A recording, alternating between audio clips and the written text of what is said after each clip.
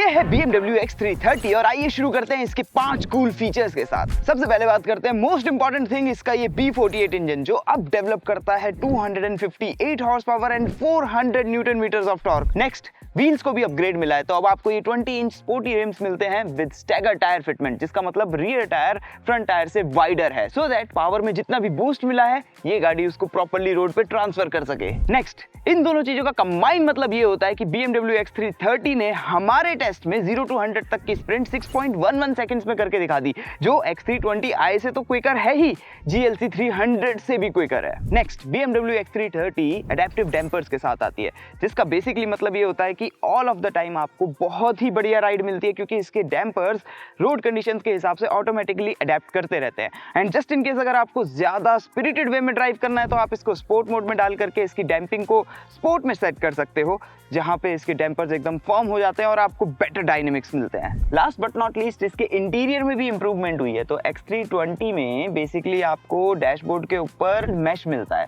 जो इतना soft to touch भी नहीं है, हार्ड लगता है एंड इतना प्रीमियम भी नहीं लगता है ऑनेस्टली, और उसको क्लीन करना भी एक बहुत बड़ी प्रॉब्लम है। बट यहाँ X330 में आपको ये लेदरेट मिल रहा है, बेसिकली BMW वेगेंजा लेदर है ये कैबिन को भी अपलिफ्ट करता है और काफी प्रीमियम लगता है। विद दिस डन, आइए कुछ ऐसी चीजों की बात भी कर लेते हैं जो आपको शायद इतनी पसंद नहीं आएगी, जिसमें से सबसे पहले तो हैं ये 20 इंच व्हील्स। सी, ये दिखने में अच्छे लगते हैं, आपको स्टैगर्ड फिटमेंट मिलती है, all of that is great, लेकिन प्रॉब्लम पता है क्या है? जब भी आप इम्परफेक्शंस पे जाते हो रोड पे, या किसी क्रैक के ऊपर से जाते हो, या रफ पैच पे जाते हो, तो बहुत ज्यादा आपको पता चलता है, बहुत ज़्यादा ऐसे लगता है आपको कि राइड काफ़ी ज़्यादा स्टिफ हो गई है, और वो जो इम्परफेक्शंस, क्रैक्स और रफ पैचेस हैं वो काफ़ी हद तक कैबिन के अंदर ट्रांसफ़र होते हैं, और हाँ, इनकी वजह से कैबिन का नॉइस लेवल भी थोड़ा सा बढ़ गया है। Next, touch screen for everything.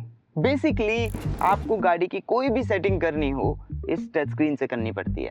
आपको अपने क्लाइमेट कंट्रोल की सेटिंग करनी है, चाहे आपके हेडलैम्प की सेटिंग हो गई, ड्राइविंग असिस्टेंट की सेटिंग हो गई, ड्राइव मोड्स की सेटिंग हो गई, एडेप्टिव डैम्पिंग की सेटिंग हो गई, सब कुछ इसी स्क्रीन के थ्रू आपको करना पड़ता है। And that would have been a better experience अगर इसका UI UX बेटर होता। इंट्यूटिव नहीं है, काफ़ी कंफ्यूजिंग से हैं इसके कंट्रोल्स, सो या, not a very great experience. Next, more touch controls. तो बेसिकली वो सेटिंग्स जो BMW इस स्क्रीन में नहीं डाल पाई आपके लिए, उसको भी उन्होंने अब टच बेस्ड कर दिया है, जैसे कि ये एयर वेंट्स के स्पीड की सेटिंग।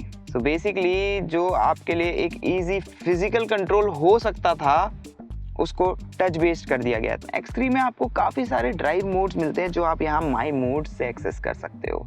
स्पोर्ट है, एफिशिएंट है, पर्सनल है, expressive, relax and what not. लेकिन यहाँ कहीं भी आपको ना इंडिविजुअल या फिर ये कहूँ कस्टम ड्राइव मोड नहीं मिलता है, जिसको आप अपने हिसाब से, अपने प्रेफरेंसेस के हिसाब से सेट कर सको, सो दैट जब भी आप उसको स्विच करो गाड़ी आपके हिसाब से सेट हो जाए। मूविंग ऑन, इस कैबिन में ना आपको काफ़ी सारा हार्ड प्लास्टिक मिलता है, जिस वजह से ये कैबिन उतना ज़्यादा प्रीमियम फील नहीं होता है जितना कि आपको कॉम्पिटिशन में अदर ब्रांड्स जो हैं उनका कैबिन लगेगा।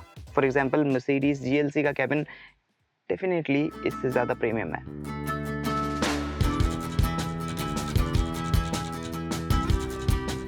और अब आइए क्विकली ड्राइविंग भी डिस्कस कर लेते हैं। तो यहाँ बॉनेट के अंदर आपको same B48 2 litre turbocharge petrol engine मिलता है, लेकिन हायर स्टेट ऑफ ट्यून में, जिसकी वजह से आपको मिलता है 68 horsepower and 90 newton metres का बूस्ट। और इसका इफेक्ट क्या होता है, जो मैं ऑलरेडी एक्सप्लेन कर चुका हूँ कि हमारे परफॉर्मेंस टेस्ट में तो इसने 0 to 100 तक 6.11 सेकंड्स में स्प्रिंट कर दिया था। एंड परफॉर्मेंस असाइड, इस इंजन की वजह से इस गाड़ी का जो कैरेक्टर है ना, वो चेंज हो चुका है, इंप्रूव हो चुका है। ऑनेस्टली फाइनली इसको वो परफॉर्मेंस और वो रिफाइनमेंट मिल गई है जो X3 डिजर्व करती है।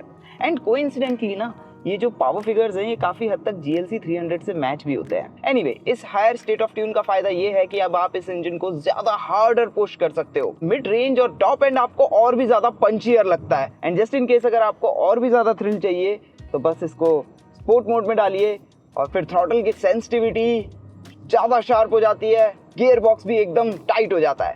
नाउ इससे याद आया, gear box 8 speed torque converter unit बहुत ही ज़्यादा स्मूथ है, जैसा कि आप एक BMW में एक्सपेक्ट करते हो। जब आप इसको कामली चलाओगे ना, कंफर्ट या फिर एफिशिएंट मोड में, तो ये गियर्स को बहुत ही स्मूथली शिफ्ट करता है। ऑन द अदर हैंड, जब आप इसको स्पोर्ट मोड में चलाते हो तो इसके रिस्पॉन्सेज बहुत ही ज़्यादा क्विक हो जाते हैं। गियर्स को ये लॉन्गर टाइम के लिए होल्ड करता है ताकि आपको ड्राइविंग का प्लेजर मिल सके।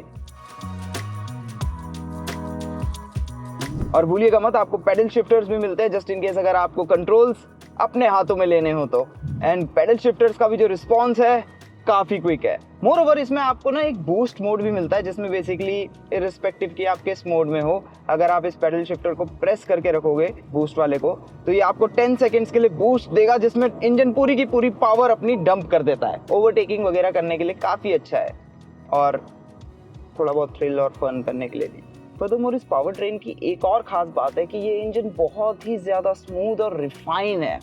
मतलब इसको ड्राइव करते हुए आपको ऐसा फील ही नहीं होता है कि आप कोई एक इंटरनल कंबशन इंजन कार चला रहे हो, क्योंकि ये वर्चुअली साइलेंट है, क्योंकि कैबिन में इंजन की किसी तरह की कोई आवाज़ ही नहीं आती है जब आप इसको एफिशिएंट या कंफर्ट मोड में ड्राइव कर रहे होते हो। जब आप इसको स्पोर्ट मोड में डालोगे ना, तब भी जो आवाज़ है वो बेसिकली आपको स्पीकर से आती है, इंजन पे या बाहर से नहीं आती है इतनी ज़्यादा। तो यस, ये कोई बहुत ज़्यादा एक्साइटिंग साउंड करने वाला 4 सिलेंडर नहीं है, बट बहुत ही ज़्यादा रिफाइन है। हालांकि जब आप थोड़ा सा टॉप एंड की तरफ जाओगे तो वहाँ पे ये थोड़ी सी रफ होने लगती है, लेकिन वो तब जब आप इसको ज़रूरत से ज़्यादा ही पुश कर रहे हो। BMW का क्लेम है कि ये आपको समवेयर अराउंड 13 to 14 kpl के बीच की एफिशिएंसी फिगर्स दे सकता है। हालांकि हमारी टेस्टिंग के दौरान मैंने ये फाइंड आउट किया कि हाईवेज पे आपको इजीली 16 किलोमीटर्स पर लीटर से ऊपर के फिगर्स इंडिकेट कर देगा, जो रियल वर्ल्ड में कहीं ना कहीं 14.5-15 kpl के अराउंड ट्रांसलेट होते हैं। राइड क्वालिटी इस गाड़ी की thanks to the adaptive suspension बहुत ही अच्छी है। लेकिन अब बात करते हैं एलिफेंट इन द रूम, इसके टायर्स की। बेसिकली ये जो 20 इंच रिम्स है ना, इनकी वजह से जो इसकी राइड है ना, वो आपको X320 से ज़्यादा हार्श लगेगी। ये एक ट्रेड ऑफ है जो कि आपको इन सेक्सी व्हील्स के लिए करना पड़ेगा। हाउएवर अगर मैं बात करूँ सस्पेंशन की, तो वो गड्ढों को, स्पीड ब्रेकर्स को, रफ पैचेस को बहुत अच्छे से एब्जॉर्ब करता है।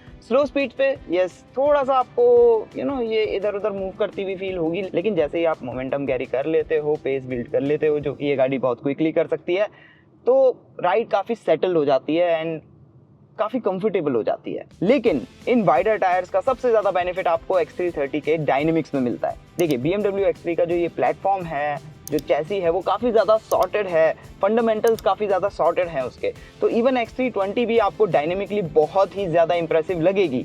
लेकिन यहाँ पे thanks to these wider tyres आपको जो ग्रिप मिलती है वो अनदर लेवल की मिलती है। स्टीयरिंग का फीडबैक, स्टीयरिंग की जो प्रिसाइजनेस है, वो भी आपको काफ़ी ज़्यादा अच्छी लगेगी। इसके डायनेमिक्स बहुत ही अच्छे से सॉर्टेड हैं, जैसा कि आप एक BMW से एक्सपेक्ट करते हो। हाईवे पे जब आप हाई स्पीड पे क्रूज करते हो तो स्टीयरिंग से आपको काफ़ी अच्छा वेट मिलता है, काफ़ी ज़्यादा कॉन्फिडेंस इंस्पायरिंग है और गाड़ी एकदम प्लांटेड रहती है। और राइड का तो जैसे मैं आपको बता ही चुका हूँ कि काफ़ी सेटल्ड है। और जिस तरह से ये अपनी डायरेक्शन चेंज करती है, oh yes, You are going to love it. So overall yes, BMW X330 के डायनेमिक्स आपके दिल के गिटार के तार जरूर बजाएंगे। और वहीं जब आप X330 को सिटी में कामली कम्यूट करोगे ना, तो ये आपको बड़ी इजी टू मैन्यूवर लगेगी। चाहे आप बात करो बम्पर टू बम्पर ट्रैफिक की या फिर टाइट स्पेसेस में इसको नेविगेट करने की। बेसिकली स्टीयरिंग काफ़ी नाइस एंड लाइट है, तो आपको कहीं भी इसको मैन्यूवर करने में किसी तरह का कोई हैजल नहीं होगा। मोर ओवर आपको डिजिटली हेल्प करने के लिए यहाँ पे एक बढ़िया सा 360 डिग्री कैमरा मिलता है, पार्किंग सेंसर्स मिलते हैं all around. So yes, daily commute इसमें no stress. And just in case अगर आपको पार्किंग वगैरह करने में प्रॉब्लम होती है, तो ये गाड़ी आपके लिए खुद को पार्क कर लेगी। और मैं स्टीयरिंग यूज़ नहीं कर रहा हूँ।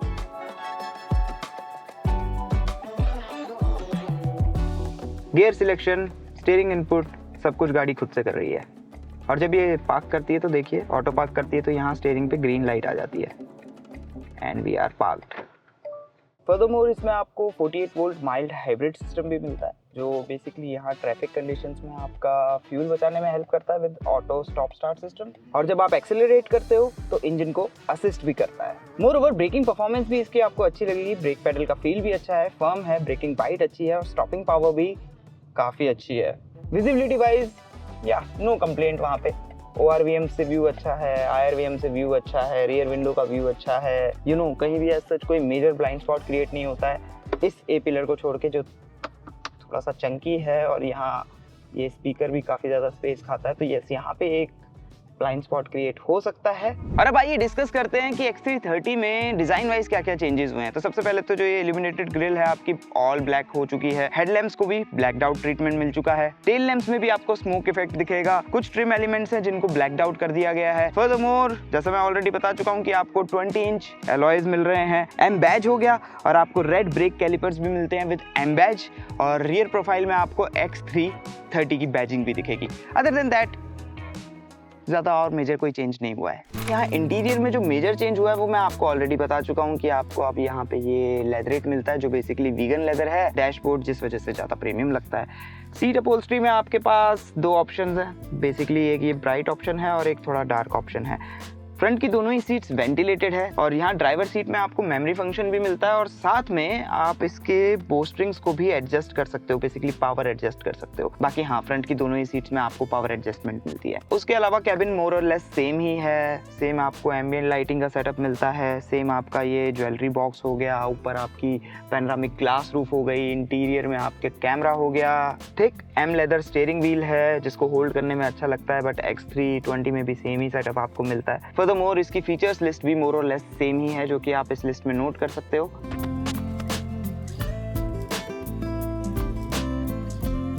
फर्दरमोर यहाँ सेकंड रो में भी एज सच कुछ चेंज नहीं हुआ है। स्पेस वाइज बिल्कुल पहले जैसी।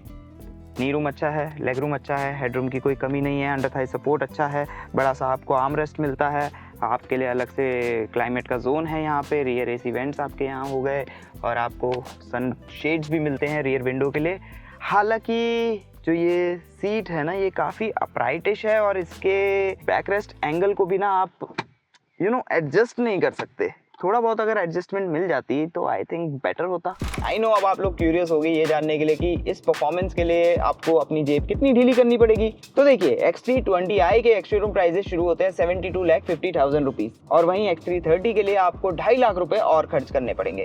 बट ऑनेस्टली अगर आप डील को देखो तो सिर्फ 2.5 लाख रुपए और एक्स्ट्रा पे करके आपको काफी कुछ अच्छी चीजें मिल रही है। जैसे कि सबसे पहले तो इंजन ही हो गया जो कि आपको ज्यादा पावर एंड टॉर्क डेवलप करके दे रहा है। देन ये जो स्टैगर्ड टायर फिटमेंट है जिसकी वजह से आपको बेटर डायनेमिक्स मिलते हैं, बेटर ग्रिप मिलती है, प्लस जो आपको एक्सटीरियर में M Sport Pro पैकेज मिल रहा है और यहाँ इंटीरियर में आपको जो ये वीगन लेदर दे दिया गया है। ओवरऑल अगर देखा जाए तो ये डील एक्चुअली काफी फेयर है क्योंकि 75 लाख रुपए में जो ये ड्राइविंग प्लेजर आपको डिलीवर कर रही है, इस सिमिलर ड्राइविंग प्लेजर को अगर आप देखोगे तो आपको किसी और ब्रांड में 75 लाख रुपए से थोड़ा नहीं, एक्चुअली काफी ज्यादा पैसा खर्च करना पड़ता है। Let us know in the comment section की इसकी परफॉर्मेंस को लेकर के आपके क्या थॉट्स हैं, इसकी फ्यूल एफिशिएंसी को लेकर के आपके क्या थॉट्स हैं, डिजाइन को लेकर के क्या थॉट्स हैं और जो इसके केबिन में आपको इतना प्लास्टिक मिलता है उसको लेकर के आपके क्या थॉट्स हैं। और बाकी तो ड्रिल आपको पता ही है, यहाँ पे और यहाँ पे क्लिक करके आगे की वीडियोस देखिए। इस वीडियो को शेयर करिए अपने दोस्तों के साथ। वीडियो अच्छी लगी है तो लाइक करना मत भूलिएगा, सब्सक्राइब भी कर लीजिएगा, अपने दोस्तों से भी सब्सक्राइब करवाइएगा। Thanks for watching, see you next time. और अब मैं जाता हूँ थोड़े से इससे और मजे करने के लिए।